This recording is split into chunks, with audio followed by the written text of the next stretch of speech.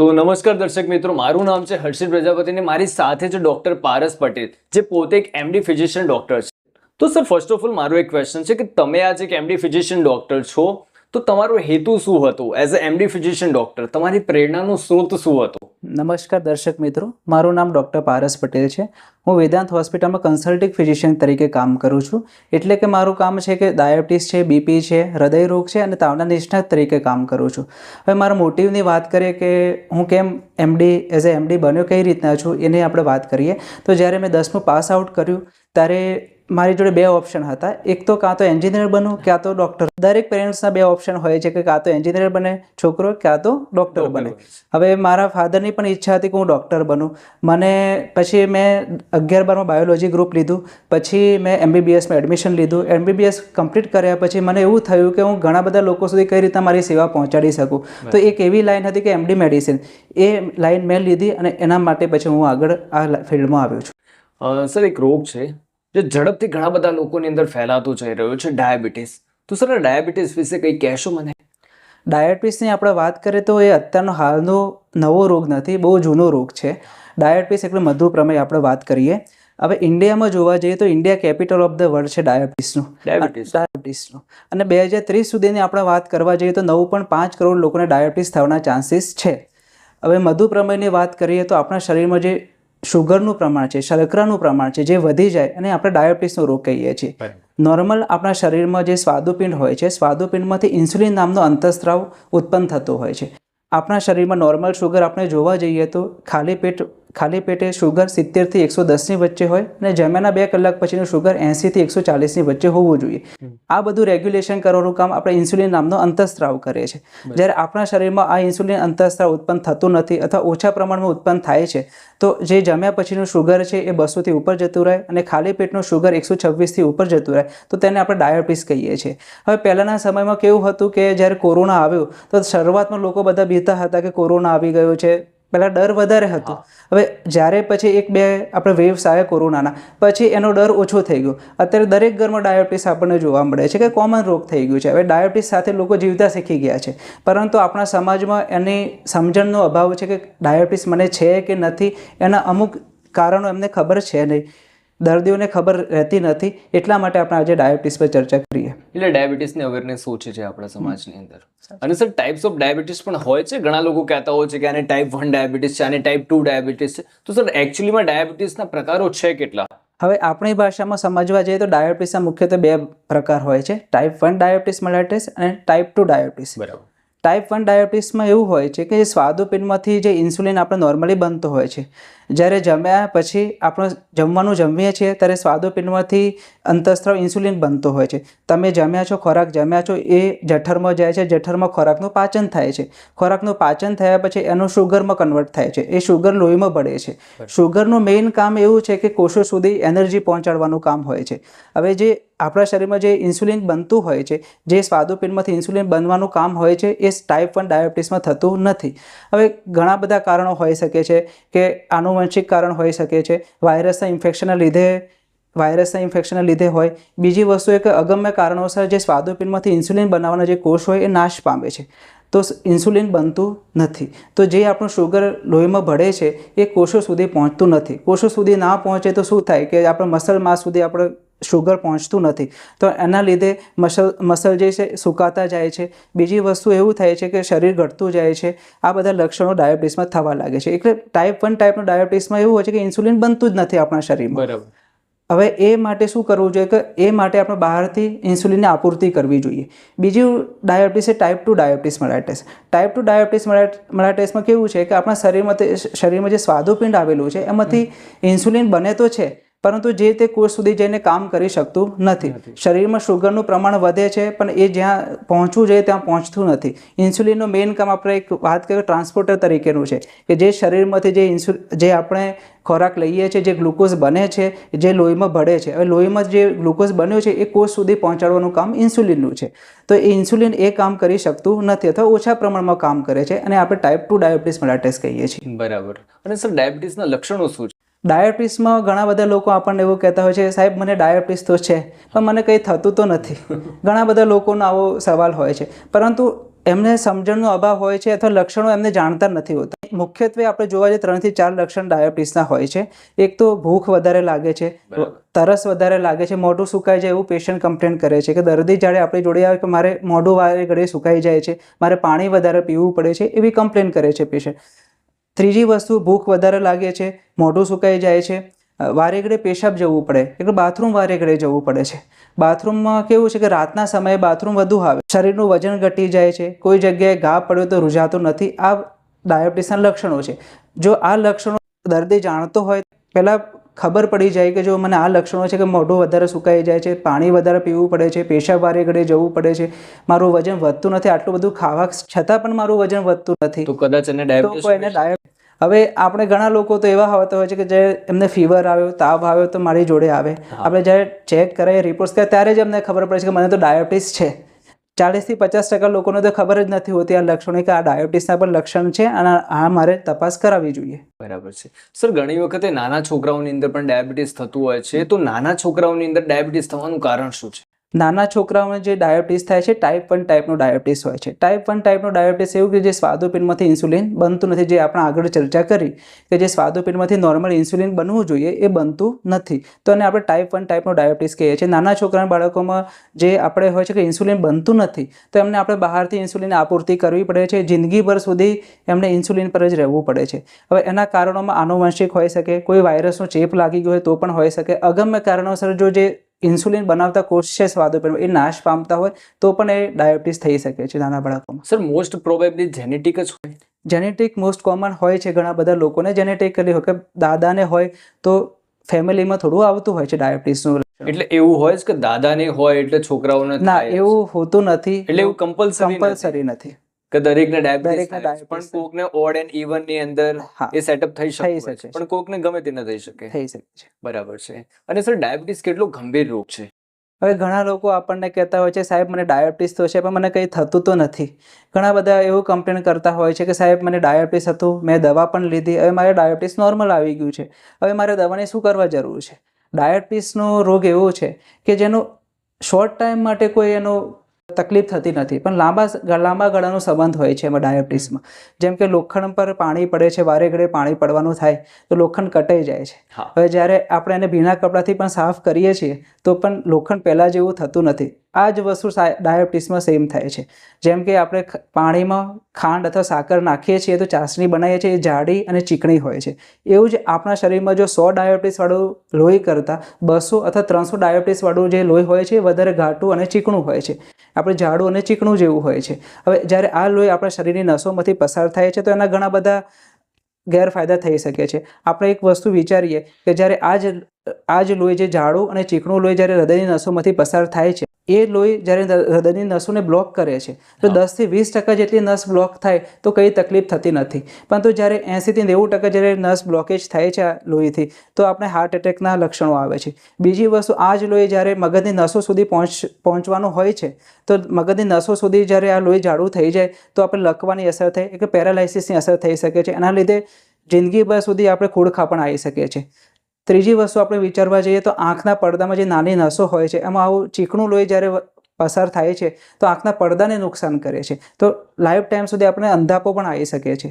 ચોથી વસ્તુ આપણે વિચારવા જઈએ કે જ્યારે આ લોહી જે કિડનીમાંથી પસાર થાય છે, કિડનીનું મુખ્યત્વે કામ એમ છે કે લોહીને ગાળવાનું કામ કરે છે. એક ગળની જેવું કામ એનું હોય છે કે એમાં જાળી આવેલી હોય છે, એમાંથી લોહી, અશુદ્ધ લોહીમાંથી યુરિન છૂટું પડે છે અને શુદ્ધ લોહી બને છે. હવે જ્યારે આ ચીકણું અને જાડું લોહી કિડનીમાંથી પસાર થાય તો યુરિન જ્યારે આ જાળીમાં ફસાઈ જાય આ લોહી તો ઘણી વખત એ યુરિન બનતું નથી અને આપણા શરીરમાં જે કચરાનું પ્રમાણ છે એ વધતું જાય છે અને ડાયાબિટીક કિડની ડિસીઝ કહેવાનો આવે છે. હવે લાંબા ટાઈમ સુધી જો શુગર કંટ્રોલમાં ના હોય તો પેશન્ટની બંને કિડની પર અસર આવી જાય છે, તો બંને કિડની ફેલ થાય તો એને ડાયાલિસિસ પણ આવી શકે છે. બીજી વસ્તુ આપણે જોવા જઈએ તો આપણે જ્ઞાનતંતુની વાત કરીએ કે તમે જ્યારે મારી સામે બેઠા છો, તમને હું જ્યારે એક આંખ બંધ કરીને એક ઠંડો પાણીનો ગ્લાસ અને ગરમ પાણીનો ગ્લાસ આપું તો તમે કહી તો શકશો કે આ ઠંડુ પાણી છે, આ ગરમ પાણી છે.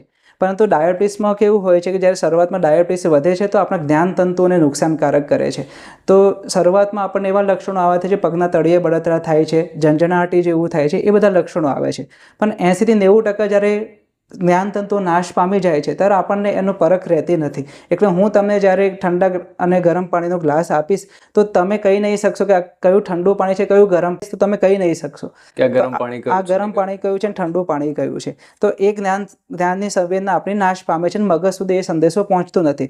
એટલે ઘણા પેશન્ટને એવું હોય છે કે ઘણી વખત પગે ઘા વાગ્યો હોય તો પણ એમને ખબર રહેતી નથી. જ્યારે એ ઘા પાકી જાય ત્યારે એમને ખબર પડે છે કંઈ તો વાગેલું કંઈ તો વાગેલું હતું. પાંચમી વસ્તુ આપણે જોવા જઈએ કે જ્યારે ઇન્દ્રિયોમાં જો લોહી નથી પહોંચતું અથવા જ્ઞાનતંતુ એના નાશ પામે છે તો ઘણી વખત એમને નપુંસકતા પણ આવી શકે છે. ઇરેક્ટાઇલ ડિસફંક્શન થઈ શકે છે. એટલે હાઇપર ડાયાબિટીસ છે એ પેશન્ટોની અંદર વધારે થાય. એટલે એમાં પણ કેવું છે કે જ્ઞાનતંતુઓ સુધી જો ડાયાબિટીસની અસર આવે તો ત્યારે એમને આ અસર થાય છે. એવું નથી કે દરેક ડાયાબિટીસ પેશન્ટને કે દરેક ડાયાબિટીસ પેશન્ટને આ વસ્તુ થવાની જ છે, પણ આ લક્ષણો એમને લાંબા ટાઈમ સુધી જ્યારે અનકન્ટ્રોલ શુગર કંટ્રોલમાં ના રહે તો આ વસ્તુ થવાના ચાન્સીસ છે. તો સર ડાયાબિટીસના દર્દીઓએ ડાયાબિટીસ દરમિયાન શું કાળજી રાખવી જરૂરી છે? ડાયાબિટીસના દર્દીઓ તો મેઇન કાળજી રાખવામાં એવું છે કે સમયાંતરે એક તો ચેકઅપ કરાવતા, ખબર છે કે મને ડાયાબિટીસ છે તો સમયાંતરે ચેકઅપ કરાવતા રહેવું જોઈએ, દવાઓ રેગ્યુલર લેવી જોઈએ. હવે એક્સરસાઇઝ કે લાઇફસ્ટાઇલ મોડિફિકેશનની આપણે થોડી વાત કરીએ, થોડી એક્સરસાઇઝ કરવી જોઈએ. અઠવાડિયામાં 5 દિવસ માટે 30 મિનિટ માટે પણ એક્સરસાઇઝ કરે. હવે એમાં ગમે તે એક્સરસાઇઝ, યોગા કરે, વોકિંગ કરે, જીમમાં પણ જાય, જોગિંગ કરે, જે પણ કરે, પણ થોડી આપણા શરીરને એક્ટિવ રાખવું જોઈએ, ફિઝિકલ એક્ટિવ. બીજું એક તો સ્ટ્રેસ ઓછો લેવાનો, સ્ટ્રેસનું પ્રમાણ ઘટાડવાનું અને ફાસ્ટ ફૂડ થોડું એવોઇડ કરવું જોઈએ આપણે. અને સર ડાયાબિટીસમાં ડાયટનો શું રોલ હોય છે અને ડાયાબિટીસના દર્દીઓએ શું જમવું જોઈએ અને શું ન જમવું જોઈએ એના વિશે કંઈ કહેશો? અને સર પ્રોપર મીલ પ્લાનિંગ પણ હોય છે આની? હવે આપણે ઘણા લોકો ડાયાબિટીસ હોય છે, ઘણા દર્દીઓને ડાયાબિટીસ હોય છે, તો ઘણા દર્દીઓ એમ કહેતા હોય છે કે સર મારે ખાવા તો જોઈશે, કે હું જમીશ તો ખરું, તમારે જે દવા આપવી હોય આપો પણ હું જમવાનું તો હું ચાલુ જ રાખીશ, મારાથી જમવામાં કોમ્પ્રોમાઇઝ નહીં થાય. ઘણા યંગ પેશન્ટને આ ફરિયાદ હોય છે કે સર જે દવા આપશો હું લઈ લઈશ, જે 3 ટાઈમ દવા લેવા તો લઈ લઈશ પણ મારાથી જમવામાં કોમ્પ્રોમાઇઝ નહીં થાય. આવા ઘણા બધા દર્દીઓ હોય છે. પરંતુ આપણે ડાયાબિટીસમાં પહેલું પગથિયું જોવા જઈએ તો ડાયટ કંટ્રોલ જ છે, કે જમવાનું ધ્યાન રાખવાનું છે. જમવામાં ધ્યાન એવું છે કે જમવાનું એક એવી વસ્તુ છે કે જે કોઈ પણ ઉંમરનો વ્યક્તિ ધ્યાન રાખી શકે છે. એવું નથી કે મોટી ઉંમરનો વ્યક્તિ હોય, નાના બાળકો હોય અથવા ઓલ્ડ એજના વ્યક્તિ હોય તો પણ એ ધ્યાન રાખી શકે છે કે મારે આ વસ્તુ ખાવાનું છે, આ વસ્તુ નથી જમવાનું. ફર્સ્ટ આપણે ડાયાબિટીસમાં કંટ્રોલ રાખવાની વાત કરીએ તો ડાયટેટિક મેનેજમેન્ટ છે. ડાયટ મેનેજમેન્ટમાં એવું છે કે આપણે ગળ્યું અથવા પ્રોસેસ શુગર જે આવે છે એ આપણે ખાવાની નથી. બીજી વસ્તુ એવી છે કે એક તો લાઇફસ્ટાઇલ મોડિફિકેશન કરવાનું છે. લાઇફસ્ટાઇલ મોડિફિકેશનમાં આપણે આગળ પણ વાત કરીએ કે થોડી એક્સરસાઇઝ કરવાની છે, એક્સરસાઇઝ પર થોડું ધ્યાન રાખવાનું છે. જમ્યા પછી 10-15 મિનિટ આપણે થોડું ચાલી લેવાનું છે. હવે ઘણા દર્દીઓને એવા ક્વેશ્ચન હોય છે કે મારે શું જમવું જોઈએ અને શું ના જમવું જોઈએ. આ ઘણા બધા દર્દીઓના ક્વેશ્ચન હોય છે. હવે જમવામાં આપણે જો જોવા જઈએ તો લીલા શાકભાજી જે છે એ આપણાથી જમાય. જે નોર્મલ આપણે લીલા શાકભાજી જમતા હોઈએ તો નોર્મલ છે કે આપણે કઠોળ ખાવાનું વધારે રાખવું જોઈએ. શું ન જમવું જોઈએ એ વધારે ક્વેશ્ચન આવે છે કે શું ના જમવું જોઈએ. એમાં તો આપણે તો એક વસ્તુ છે કે પ્રોસેસ જે શુગર છે એ બંધ કરવાની છે. બેકરીની આઇટમ્સ છે જેમ કે બ્રેડ છે, પાઉં છે, એ બધું ખાવાનું ઓછું કરવાનું છે. ત્રીજી વસ્તુ આપણે છે કે કોલ્ડ ડ્રિંક્સ છે, ઠંડા પીણા, જે કલરફુલ ડ્રિંક્સ જે અત્યારે માર્કેટમાં બધે મળે જ છે, આપણે જોઈને આપણે એટ્રેક્ટિવ થઈ જઈએ કે ના આપણે આ પીવી જ પડશે આજે, શુગર વોટર, બસ એ આપણે બંધ કરવાનું છે. એની જગ્યાએ જો ડાયાબિટીસનો દર્દી હોય તો એક લીંબુ પાણી પી શકે, વેજીટેબલ જ્યુસ પી શકે. બીજી વસ્તુ છે કે એ કોકોનટ વોટર પણ પી શકે એની જગ્યાએ. હવે મીલ પ્લાનિંગની આપણે વાત કરીએ છીએ તો મીલ પ્લાનિંગમાં એવું છે કે એક ટાઈમે વધારે પડતું જમી લેવાનું નથી. જેમ કે હું મીલ પ્લાનિંગની વાત કરું તો મારા દર્દીને એ રીતના સમજાવું છું કે સવારે 8 વાગે જ્યારે આપણે નાસ્તો કરીએ છીએ તો હલકો નાસ્તો કરીએ છીએ, જે પણ ટેબ્લેટ્સ લેવાની હોય કે ઇન્સ્યુલિન લેવાનું એ પ્રમાણે એમને ઇન્સ્યુલિન લેવાનું હોય છે. હવે 10 વાગે ભૂખ લાગે તો થોડો હળવો સૂકો નાસ્તો કરવાનો, 1 વાગે જમવાનું જે ટાઈમિંગ હોય છે. હવે જમવાની થાળી આપણે જ્યારે બનાવીએ છીએ તો એમાં એક વસ્તુનું ધ્યાન રાખો, એક તો મીઠાઈ અંદરથી બહાર મૂકી દેવાની. બીજી વસ્તુ ફરસાણ, જે પણ તળેલા તીખા જે ફરસાણ બીજું હોય એ પણ આપણે બહાર મૂકી દેવાનું. અથાણું અને પાપડનું પ્રમાણ ઓછું કરવાનું છે, કે અથાણું અને પાપડ ઓછું ખાવાનું છે.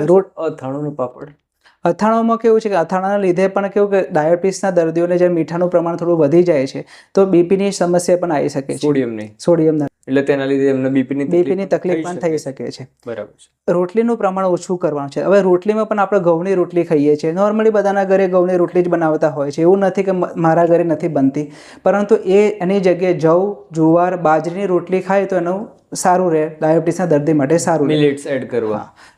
બીજી વસ્તુ એવું છે કે ભાતનું પ્રમાણ, જે કે રાઈસ આપણે કહેતા હોય છે, રાઈસનું પ્રમાણ થોડું ઓછું કરવાનું, દાળનું પ્રમાણ વધારવાનું છે.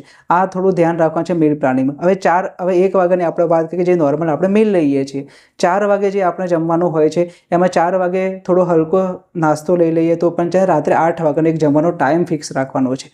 એટલે આપણે ડાયાબિટીસના દર્દીઓને એવું સલાહ આપતા કે એક ટાઈમે વધારે નથી ખાઈ લેવાનું, કે હું 1 વાગે જમવા બેસે કે 6-7 રોટલી ખાઈ લીધી પછી મારે 4 વાગે ખાવાની જરૂર, એવું નથી. થોડું સમયાંતરે ખાવાની આપણે સલાહ આપતા હોઈએ છીએ. બરાબર. કાર્બ્સ સર ઓછા કરવા જોઈએ. કાર્બ્સનું પ્રમાણ એટલે કાર્બ્સના લીધે એનર્જી, એટલે કાર્બ્સ છે એ શુગરની અંદર કન્વર્ટ થતા હોય છે અને શુગરમાંથી એનર્જી થતી હોય, અને એ શુગર એ પાચાઈ નથી શકતા ડાયાબિટીસના પેશન્ટ, એટલા માટે. કાર્બોહાઈડ્રેટમાં પણ કેવું છે, જે મિક્સ કાર્બોહાઈડ્રેટ હોય છે, કોમ્પ્લેક્સ કાર્બોહાઈડ્રેટ આપણે હોય છે, એ આપણે લઈ શકીએ છીએ. ઇઝીલી આપણને એનર્જી અવેલેબલ થઈ જાય એવું કાર્બોહાઈડ્રેટનું પ્રમાણ ઓછું કરવાનું છે. ધીમે ધીમે જે વસ્તુ ડાયલ્યુટ થતી હોય એ વસ્તુ કન્ઝ્યુમ કરી શકો છો, પણ જ્યારે આપણે લીધી તરત જ એ બોડીની અંદર જતી રહે તે વસ્તુ નથી લેવાની. અને સર, જે વ્યક્તિને ડાયાબિટીસ નથી થયું અને ભવિષ્યમાં પણ તે વ્યક્તિને ડાયાબિટીસ ન થાય તે માટે તે વ્યક્તિએ શું કાળજી રાખવી જરૂરી છે? હવે ડાયાબિટીસ ના થાય એની કાળજી રાખવામાં તો આપણે મેઇન વસ્તુ તો આપણે વાત કરીએ છીએ કે prevention is better than cure. પહેલી જ વસ્તુ આપણે એમ વિચારીએ કે જો મને ડાયાબિટીસ નથી તો લકી છો તમે કે તમે ડાયાબિટીસ નથી, પણ ઘણા બધા લોકોને એવું છે કે થયા પછી જ ખબર પડે છે કે મને ડાયાબિટીસ આવી ગયું છે. હવે ના થાય એના માટે ધ્યાન રાખવાની વસ્તુ એ છે કે લાઇફસ્ટાઇલ મોડિફિકેશન આપણે વાત કરીએ, વારે ઘડી આપણે એક શબ્દ વારે ઘડી વાપરીએ છીએ કે લાઇફસ્ટાઇલ મોડિફિકેશન. લાઇફસ્ટાઇલ મોડિફિકેશનમાં થોડી એક્ટિવ લાઇફસ્ટાઇલ કરવાની છે. પહેલાંના જમાનામાં એવું હતું કે જ્યારે તમારે બજારમાં શાકભાજી લેવા જવાનું થાય કે કઈ વસ્તુ લેવા જવાની થાય તો તમે ચાલીને જતા હતા. અત્યારે તો આપણે બાઇકમાં ચાવી ગુમાવીને 2 મિનિટમાં જઈને લઈ આવીએ છીએ. ઉપર સીડી ચડવાની પણ આપણે વાત કરીએ કે બીજા માળે ચડવો તો પહેલાંના જમાનામાં લિફ્ટનો ઓછો ઉપયોગ કરતા હતા. એટલે એ વખતે ફિઝિકલ એક્ટિવિટી હતી.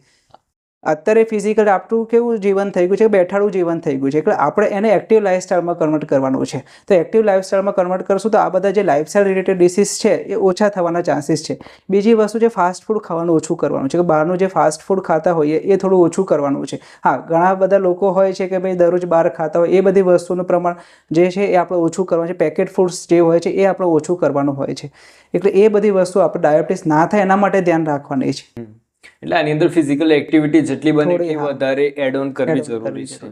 એટલે ફિઝિકલ એક્ટિવિટી એડ કરશો તો જ ડાયાબિટીસ ભવિષ્યમાં નહીં થાય. હા, ફિઝિકલ એક્ટિવિટીમાં એવું નથી કહેતો કે હેવી એક્સરસાઇઝ કરો, જે પણ તમે કરતા થોડું તમે ચાલવાનું, બોડીને મૂવમેન્ટમાં રાખો. બસ બોડીને મૂવમેન્ટમાં રાખો. આખો દિવસ ખુરશીમાં નથી બેસે. હા, મૂવમેન્ટમાં રાખો થોડું બોડીને. બીજી વસ્તુ, ફિઝિકલ એક્ટિવિટીમાં ઘણા બધા આવે કે યોગા પણ આવે, જીમ પણ આવે, માઇલ્ડ એક્સરસાઇઝ જે પણ હોય એ પણ આવે છે. બીજી વસ્તુ, હેવી એક્સરસાઇઝ પણ આવે છે, જોગિંગ પણ આવે છે, સ્પોર્ટ એક્ટિવિટી જે પણ કરતા હોય જેમાં પણ આપણી ફિઝિકલ એક્ટિવિટી વધતી હોય છે. જેમ કે તમે સ્પોર્ટ કોઈ રમવાનો શોખ છે તો એ પણ તમે રમો, અડધો કલાક માટે એના માટે પણ ટાઈમ ફાળવો. તો એનાથી ફિઝિકલ એક્ટિવિટી વધશે અને ડાયાબિટીસ આવવાના ચાન્સીસ ઘટશે ભવિષ્ય. અને સર, કોઈ વ્યક્તિને જો ડાયાબિટીસ થઈ ગયું છે તો મટાડવું શક્ય છે ખરું? હવે ડાયાબિટીસ એક ઊંધાઈ જેવી બીમારી છે કે એક વખત થઈ ગયા પછી એનો કંટ્રોલ લવાય છે, પણ એવું નથી કે બધું મટી જ જાય છે. વસ્તુ કે તમે સિમ્ટમ કંટ્રોલ લાવી શકો છો, કે તમે લાઇફસ્ટાઇલ મોડિફિકેશન કરીને તમારા જે ખોરાક છે, ફૂડ હેબિટમાં ચેન્જ કરીને તમે કંટ્રોલમાં લાવી શકો છો. એના સિમ્ટમ ઓછા કરી શકો, જે એના લીધે તમે તકલીફ થાય છે એ ઓછી કરી શકો છો, પરંતુ એને મટાડવું અશક્ય છે. ઘણા બધા પોકળ દાવાઓ કરતા હોય છે કે 3 થી 6 મહિનામાં આ પાવડરની ભૂકી ખાશો તો ડાયાબિટીસ મટી જવાનું છે. એ બધા દાવાઓ સાયન્ટિફિક રીતે બધા ખોટા. સર, મારા એક રિલેટિવ હતા, એમનું કેવું છે કે જ્યારે કોઈ વ્યક્તિને ડાયાબિટીસ થાય છે તો પેલું આકરાના પાનાને ગરમ કરો અને પછી એને પગના તળિયે લગાવી દો અને પછી એને મોજા પહેરી દો, ને આવું તમે 3 મહિના સુધી કરો તો તમને ડાયાબિટીસ 100% મટી જશે. તો આવા ઘરગથ્થુ ઉપચાર કોઈ વ્યક્તિએ કરવા જોઈએ કે ન કરવા જોઈએ? ડાયાબિટીસના દર્દીઓ જે પણ હોય છે ઘણા બધા ઘરગથ્થુ ઉપચાર કરતા હોય છે. કેમ કે મેથીના દાણા લઈને એનું પાણી પીવાનું, મેથીના દાણા ખાવાના, કારેલાનો જ્યુસ પીવાનો, આ બધા ઘણા બધા ઘરગથ્થુ ઉપચાર કરતા હોય છે. એ ઉપચાર કોઈ ખોટા નથી. હું એમ નથી કહેતો કે ના કરો, પણ એનાથી તમારું જે 300 શુગર છે કે 100 આવી જવાનું નથી. હા, એ સાયન્ટિફિક રીતે પ્રૂવન થયેલું નથી, પણ તમારી જોડે ટેબ્લેટ્સ કે જે દવાઓ છે એ તો તમારે ચાલુ જ રાખવી પડશે. પરંતુ તમે એમ વિચારતો કે આ બધું કરવા હું જઉં છું અને દવાઓ પણ બંધ કરી દઉં છું, એ ખોટી વસ્તુ છે. એનાથી કોઈ તમને નુકસાન તો થવાનું નથી, પણ એટલો બધો ફાયદો પણ નથી. હા, એનાથી એટલું નુકસાન પણ નથી કે તમે કારેલાનો જ્યુસ પીવાના છો તો એનાથી કોઈ નુકસાન થવા છે, કોઈ નુકસાન થવાનું નથી. પરંતુ સાથે તમારે જે ડૉક્ટરની સલાહ મુજબ જે પણ દવાઓ ચાલતી હોય એ પણ જોડે તમારે કન્ટિન્યુ રાખવી પડે. સર, 50-50 ટ્રાય ઓન કરી શકાય? 50-50 કરતાં 90-10 નો ટ્રાય ઓન કરો તો સારું છે. તો thank you so much sir. Thank you, હર્ષિલભાઈ. કિંમતી સમય આપ્યો. થેન્ક યુ હર્ષિભાઈ, મને આ ઓપોર્ચ્યુનિટી આપી કે લોકો માટે અવેરનેસ ફેલાવી શકો ડાયાબિટીસના દર્દીઓ માટે. હા સર, આ એક અવેરનેસ પ્રોગ્રામ પ્રોગ્રામ જ છે આપણે. Thank you so much sir.